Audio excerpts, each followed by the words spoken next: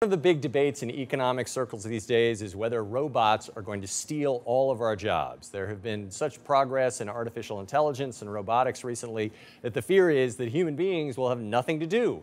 Robots will be better at every single job, and we will sit around and watch the world be taken over by the machines.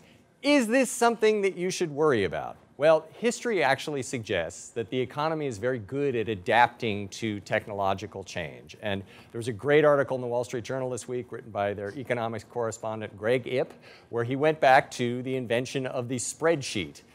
Excel, Lotus in those days, and VisiCalc first, and noted that the fear at the time was that the spreadsheet was so efficient, so good at advancing our massaging and manipulation of numbers that it was going to put all sorts of bookkeepers out of business. And what Greg showed is that that in fact happened. The number of bookkeepers actually declined very rapidly.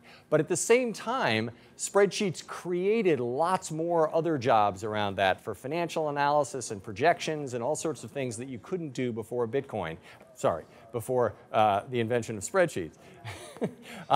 But what does that mean in the grand scheme? It means that technology changes things, but that ultimately the economy adapts. Another example that we should all keep in mind is that a couple hundred years ago, 80% of people in the United States worked on farms and is in agriculture. Now, 2% of the economy works on farms, and yet we still have very low unemployment at this point, so the jobs have been created. So what does it mean, again, for you and for the economy? First, important to note that if it is your job that is affected by technology, it is a very painful process. It is not always clean. It's easy to step back and say, look, the economy will take care of itself, but if your job's eliminated, it's going to create tough times.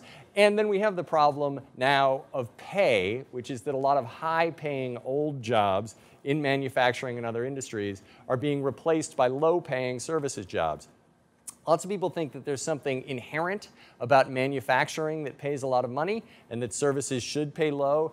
In fact, it is actually a choice. We just haven't decided to pay people in services business as much as we did in manufacturing businesses. And those things will take some time to resolve, so there's a lot of dislocation in the economy. But overall, the economy is an ecosystem. Jobs are continually destroyed, and more jobs are continually created as a result of that. So in our view, the fears that robots are going to take all the jobs is overblown.